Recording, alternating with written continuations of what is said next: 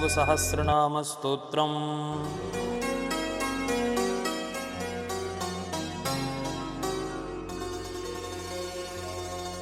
ध्यानं शान्तं पद्मासनस्थं शशिधरमुकुटं पञ्चवक्त्रं त्रिनेत्रं शूलं वज्रं सखड्गं परशुमभयदं दक्षभागे वहन्तं नागं पाशं च घण्टां डमरुकसहितं शाङ्कुशं वामभागे नानालङ्कारयुक्तं स्फटिकमणिनिभं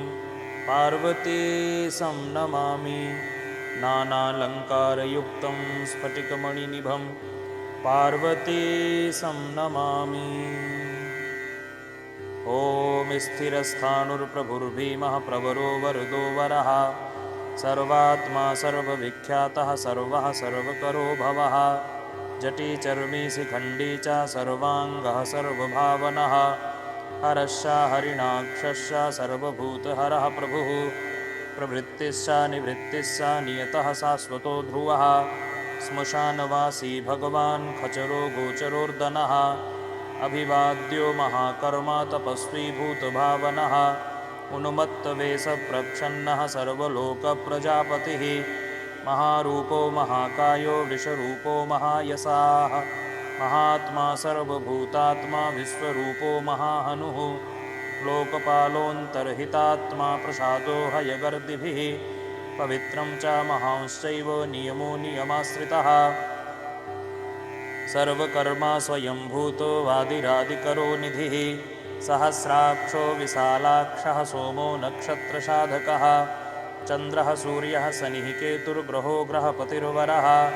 अत्रिरत्र्या नमस्कर्ता मृगबाणार्पणो नघः महातपा घोरतपा अधीनो दीनसाधकः संवत्सरकरो मन्त्रः प्रमाणं परमं तपः योगी योज्यो महाबीजो महारेता महाबलः सुवर्णरेताः सर्वज्ञः सुबीजो बीजवाहनः दशबाहुस्त्वनिमिषो नीलकण्ठौ मापतिः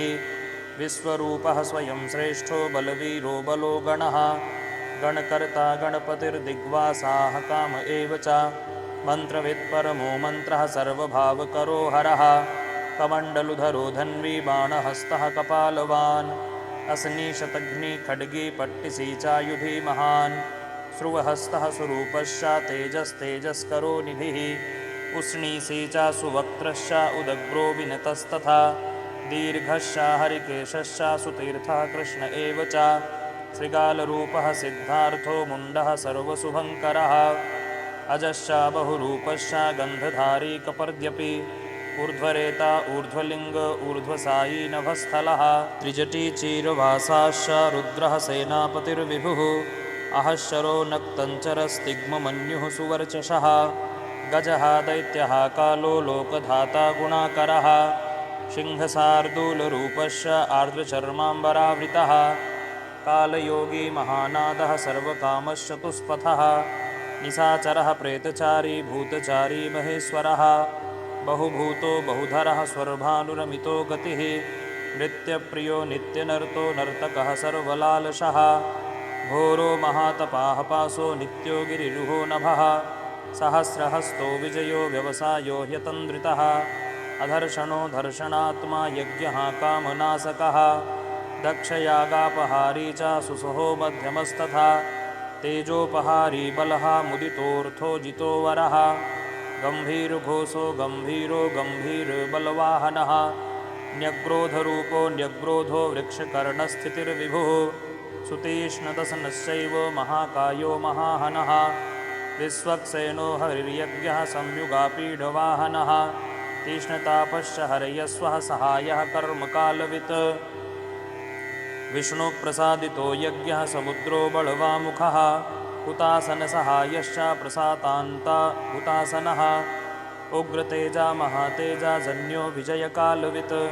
ज्योतिषामयनं सिद्धि सर्वविग्रह एव च शिखी मुण्डी जटी ज्वाली मूर्तिजो मूर्धगो बली वेणवीपणवीताली खली कालकटङ्कटः नक्षत्रविग्रहमतिर्गुणबुद्धिर्लयो गमः प्रजापतिर्विश्वबाहुर्विभागः सर्वगोमुखः विमोचनः सुसर्डो हिरण्यकवचोद्भवः मेढ्रजो बलचारी च महीचारी सुतस्तथा शर्वतूर्यनिनादी च सर्वतोऽद्यपरिग्रहः व्यालरूपो गुहावासी गुहो मालीतरङ्गवित् त्रिदशस्त्रिकालधृक्कर्म सर्वबन्धविमोचनः बन्धनस्त्वसुरेन्द्राणां युधि शत्रुविनाशनः शाङ्ख्यप्रसादो दुर्वासाः सर्वसाधुनिषेवितः प्रस्कन्दनो विभागज्ञो अतुल्यो यज्ञभागवित् सर्ववासः सर्वचारी दुर्वासा वासवोमरः हैमो हेमकरो यज्ञः सर्वधारीधरोत्तमः लोहिताक्षो महाक्षश्च विजयाक्षो विशारदः संग्रहो निग्रहः कर्ता सर्पचीरनिवासनः मुख्यो मुख्यश्च देहश्च काहलिः सर्वकामदः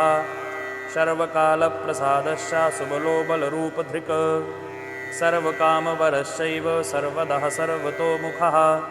आकाशनिर्विरूपश्च निपातिः यावसः खगः रौद्ररूपों सुरादित्यो बहुरश्मिः सुवर्चसि वसुवेगो महावेगो मनोवेगो निशाचरः सर्ववासी श्रियावासी उपदेशकरोकरः मुनिरात्मनिरालोकः संभग्नश्च सहस्रदः पक्षी चापक्षरूपश्च अतिदीप्तो विसाम्पतिः उन्मादो मदनः कामो ह्यस्वत्थोऽर्थकरो यशः वामदेवश्च वामश्च प्राग्दक्षिणश्च वामनः सिद्धयोगी महर्षिश्च सिद्धार्थः सिद्धसाधकः भिक्षुश्च भिक्षुरूपश्च विपणो मृदुरव्ययः महासेनो विशाखश्च षष्टिभागो गवाम्पतिः वज्रहस्तश्च विस्कम्भी चमूस्तम्भन एव च वृत्तावृत्तकरस्तालो मधुर्मधुकलोचनः वाचस्पत्यो वाजसनो नित्यमाश्रमपूजितः ब्रह्मचारी लोकचारी सर्वचारी विचारवित् ईशान ईश्वरः कालो निशाचारी पिनाकभृत् निमित्तस्थो निमित्तं च नन्दिर्नन्दिकरो हरिः नन्दीश्वरश्च नन्दी च नन्दनो नन्दिवर्धनः भगहारी निहन्ता च कालो ब्रह्मा पितामहः चतुर्मुखो महालिङ्गश्चारुलिङ्गस्तथैव च लिङ्गाध्यक्षः सुराध्यक्षो योगाध्यक्षो युगावहः बीजाध्यक्षो बीजकर्ता अध्यात्मानुगतो बलः इतिहासः सकल्पश्च गौतमोऽथ निशाकरः दम्भो ह्यदम्भो वैदम्भो वस्यो वसकरः कलिः लोककर्ता पशुपतिर्महाकर्ता ह्यनौषधः अक्षरं परमं ब्रह्म बलवक्षक्र एव च नीतिर्ह्यनीतिः शुद्धात्मा शुद्धो मान्यो गतागतः बहुप्रसादः सुस्वप्नो दर्पणोऽथ त्वमित्रजित् वेदकारो मन्त्रकारो विद्वान् समरमर्दनः महामेघनिवासी च महाघोरो वसीकरः अग्निज्वालो महाज्वालो अतिधूम्रो हुतो हविः वृषणः शङ्करो नित्यवर्चस्वी धूमकेतनः नीलस्तथाङ्गलुब्धश्च शोभनो निरवग्रहः स्वस्तिदः स्वस्तिभावश्च भागी भागकरो लघुः उत्सङ्गश्च महाङ्गश्च महागर्भपरायणः कृष्णवर्णः सुवर्णश्च इन्द्रियं सर्वदेहिनां महापादो महाहस्तो महाकायो महायशाः महामूर्धा महामात्रो महानेत्रो निशालयः महान्तको महाकर्णो महोष्ठश्च महाहनुः महानासो महाकम्बुर्महाग्रीवः श्मशानुभाग् महावक्षा महोरस्को ह्यन्तरात्मा मृगालयः लम्बनो लम्बितोष्ठश्च महामायः पयोनिधिः महादन्तो महादंष्ट्रो महाजिह्वो महामुखः महानखो महारोमा महाकेशो महाजटः प्रसन्नश्च प्रसादश्च प्रत्ययो गिरिशाधनः स्नेहनो स्नेहनश्चैव अजितश्च महामुनिः वृक्षाकारो वृक्षकेतुरनलो वायुवाहनः गण्डलीमेरुधामा च देवाधिपतिरेव च अथर्वशीर्षः सामास्य ऋक्सहस्रामिते क्षणः यजुः पादभुजो गुह्यः प्रकाशो जङ्गमस्तथा अमोघार्थः प्रसादश्च अभिगम्यः सुदर्शनः उपकारः प्रियः सर्वः कनकः काञ्चनक्षविः नाभिर्नन्दिकरो भावः पुष्करस्थपतिः स्थिरः द्वादशस्त्रासनश्चाद्यो यज्ञो यज्ञसमाहितः नक्तं कलिश्च कालश्च मकरः कालपूजितः सगणो गणकारश्च भूतवाहनसारथिः भस्मसयो भस्मगोप्ता भस्मभूतस्तरूर्गणः लोकपालस्तथा लोको महात्मा सर्वपूजितः शुक्लस्त्रिशुक्लः सम्पन्नः शुचिर्भूतनिषेवितः आश्रमस्थः क्रियावस्थो विश्वकर्मो मतिर्वरः विशालशाखस्तदाम्रोष्ठो ह्यम्बुजालः सुनिश्चलः कपिलः कपिसः शुक्लः आयुश्चैव परोः च गन्धर्वो ह्यदितिस्तार्क्ष्यः सुविज्ञेयः सुसारदः परश्वधायुधो देवो ह्यनुकारी शुबान्धवः तुम्भवीणो महाक्रोध ऊर्ध्वरेता जलेशयः उग्रो वंशकरो वंशो वंशनादो ह्यनिन्दितः सर्वाङ्गरूपो मायावी सुहृदो ह्यनिलोनलः बन्धनो बन्धकर्ता च सुबन्धनविमोचनः स यज्ञारिः स कामारिर्महादंष्ट्रो महायुधः बहुधा निन्दितः सर्वः शङ्करः शङ्करोधनः अमरेशो महादेवो विश्वदेवः सुरारिः अहिर्बुध्न्यो निलाभश्च चेकितानो हविस्तथा अजैकपाच्च कापाली त्रिशङ्कुरजितः शिवः धन्वन्तरिर्धूमकेतुः स्कन्दो वैश्रवणस्तथा धाता शक्रश्च विष्णुश्च मित्रस्त्वष्टा ध्रुवोधरः प्रभावः सर्वगो वायुर्यमा सविता रविः उसङ्गुश्च विधाता च मान्धाता भूतभावनः विभुर्वर्णविभावी च सर्वकामगुणावहः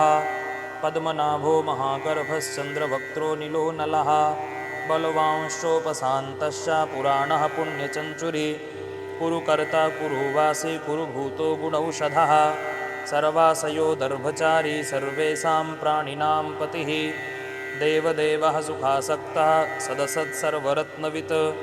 कैलासगिरिवासी च हिमवद्गिरिसंश्रयः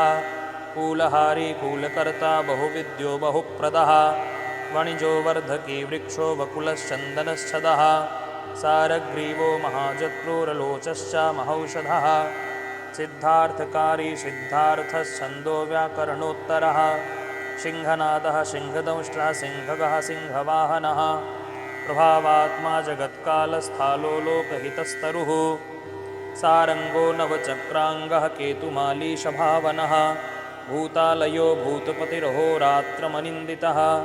वाहिता सर्वभूतानां निलयः स विभुर्भवः अमोघः संयतो हि यस्वो भोजनः प्राणधारणः धृतिमान् मतिमान् दक्षः सत्कृतश्च युगाधिपः गोपालिर्गोपतिर्ग्रामो गोचरवसमनोहरिः हिरण्यबाहुश्च तथा गुहापालः प्रवेशिनां प्रकृष्टारिर्महाहर्षो जितक्रामो जितेन्द्रियः गान्धारश्च सुवासश्च तपः सक्तो रतिर्नरः महागीतो महानृत्यो ह्यप्सरो गणसेवितः महाकेतुर्महाधातुर्नैकसानुचरश्चलः आवेदनीय आदेशः सर्वगन्धसुखावहः तोरणस्तारणो वातः परिधिपतिखेचरः संयोगो वर्धनो वृद्धो अतिवृद्धो गुणाधिकः नित्य आत्मसहायश्च देवासुरपतिः पतिः युक्तश्च युक्तबाहुश्च देवो दिवि सुपर्वणः आषाढश्च सुषाढश्च ध्रुवोऽथ हरिणो हरः वपुरावर्तमानेभ्यो वसुश्रेष्ठो महापथः शिरोहारी विमर्शश्च सर्वलक्षणलक्षितः अक्षश्चरथयोगी च सर्वयोगी महाबलः समाम्नायो समाम्नायस्तीर्थदेवो महारथः निर्जीवो जीवनो मन्त्रः शुभाक्षो बहुकर्कशः रत्नप्रभूतो रक्ताङ्गो महार्णवनिपान्वित् मूलं विशालो हि अमृतो व्यक्ता व्यक्तस्तपोनिधिः आरोहणोधिरोहश्च शीलधारी महायशाः सेनाकल्पो महाकल्पो योगो युगकरो हरिः युगरूपो महारूपो महानागहनो वधः न्यायनिर्वपणः पादः पण्डितो ह्यचलोपमः बहुमालो महामालः शशिहरसुलोचनः विस्तारो लवणः कूपस्त्रियुगः सफलोदयः त्रिलोचनो विषण्णाङ्गो मणिविद्धो जटाधरः बिन्दुर्विसर्गः सुमुखः सरः सर्वायुधः सहः निवेदनः सुखाजातः सुगन्धारो महाधनुः गन्धपाली च भगवानुत्थानः सर्वकर्मणां मन्थानो बहुलो वायुः सकलः सर्वलोचनः तलस्तालः करस्थाली ऊर्ध्वसङ्घननो महान् छत्रं सुक्षत्रो विख्यातः लोकः सर्वाश्रयाक्रमः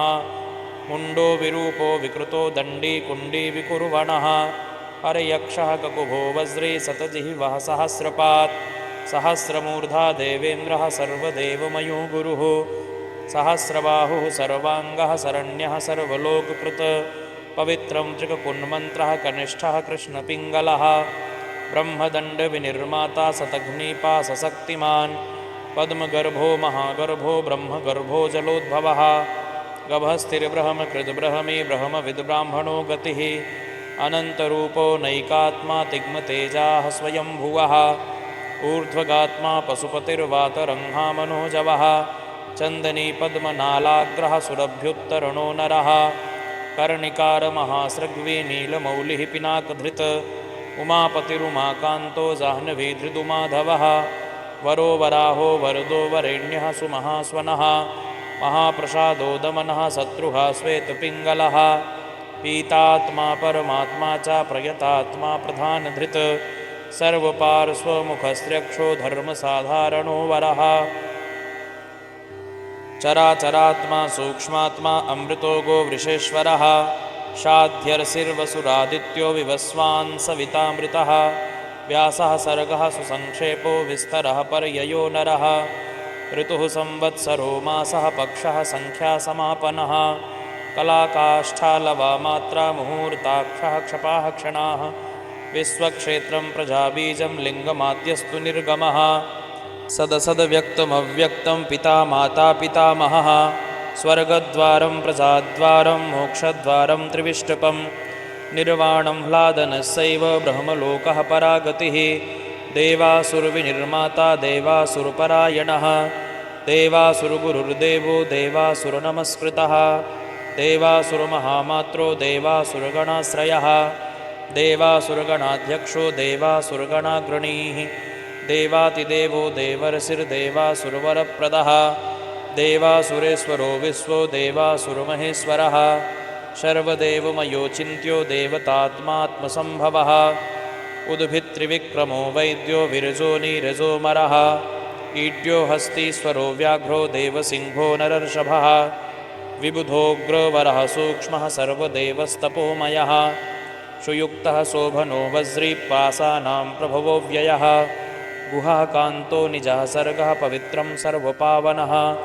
शृङ्गी शृङ्गप्रियो बभ्रू राजराजो निरामयः अभिरामः सुरगणो विरामः सर्वसाधनः ललाटाक्षो विश्वदेवो हरिणो ब्रह्मवर्चसः स्थावराणां पतिस्सैव नियमेन्द्रियवर्धनः सिद्धार्थः सिद्धभूतार्थो चिन्त्यः सत्यव्रतः शुचिः व्रताधिपः परं ब्रह्म भक्तानां परमागतिः विमुक्तो मुक्ततेजाश्च श्रीमान् श्रीवर्धनो जगत् यथा प्रधानं भगवानिति भक्त्या स्तुतो मया यं न ब्रह्मादयो देवा विदुषस्त्वेन नर्षयः यथा प्रधानं भगवानिति भक्त्या स्तुतो मया यं न ब्रह्मादयो देवा विदुस्तत्त्वेन नर्षयः स्तोतव्यमर्च्यं वन्द्यं च कः स्तोष्यति जगत्पतिं भक्त्या त्वेवं पुरस्कृत्य मया यज्ञपतिर्विभुः ततोऽभ्यनुज्ञां सम्प्राप्य स्तुतो मतिमतां वरः शिवमेभिस्तुवन् देवं नामाभिः पुष्टिवर्धनैः नित्ययुक्तः शुचिर्भक्तः प्राप्नोत्यात्मानमात्मना एतद्धि परमं ब्रह्मादिगच्छति ऋषयश्चैव देवाश्च स्तुवन्त्येतेन तत्परं स्तूयमानो महादेवस्तुष्यते नियतात्मभिः भक्तानुकम्पी भगवानात्मसंस्थाकरो विभुः तथैव च मनुष्येषु ये मनुष्याः प्रधानतः आस्तिकाः श्रद्दधानाश्च बहुभिर्जन्मभिस्तवैः भक्त्या ह्यनन्यमीशानं परं देवं सनातनं कर्मणा मनसा वाचा भावेनामिततेजसः शयानाजाग्रमाणाश्च व्रजन्नुपविशंस्तथा उन्मिषन्निमिषंसैव चिन्तयन्तः पुनः पुनः शृण्वन्तः श्रावयन्तश्च कथयन्तश्च ते भवं स्तुवन्तस्तूयमानश्च स्तुष्यन्ति च रमन्ति च जन्मकोटिसहस्रेस्तु नानासंसारयोनिषु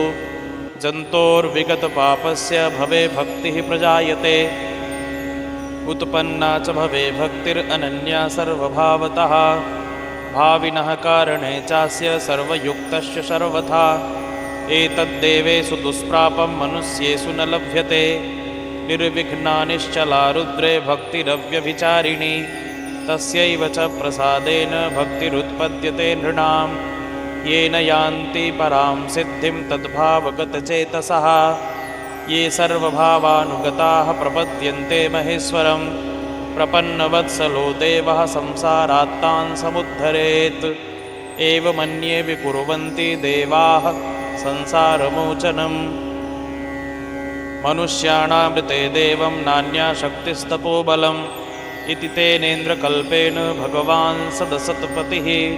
कृत्तिवासास्तुतः कृष्णतण्डिना शुभबुद्धिना स्तवमेतं भगवतो ब्रह्मा स्वयमधारयत् गीयते च स बुध्येत ब्रह्मा शङ्करसन्निधौ इदं पुण्यं पवित्रं च सर्वदा पापनाशनं योगदं मोक्षदं चैव स्वर्गदं तोषदं तथा